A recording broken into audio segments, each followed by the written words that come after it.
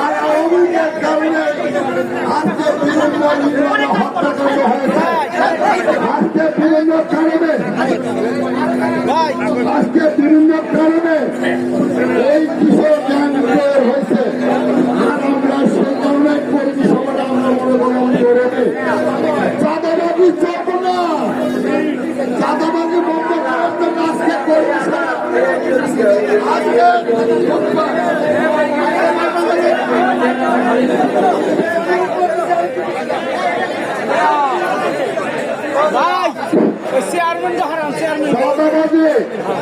বন্ধ করার জন্য আজকের এই সভা, সন্ত্রাস বন্ধ করার জন্য এই সভা, আজকে দুর্নীতির বিরুদ্ধে এই সভা, মানুষের ভোটার অধিকারের জন্য এই সভা, আজকের এই গণহত্যার জন্য আমরা এই সভা করছি।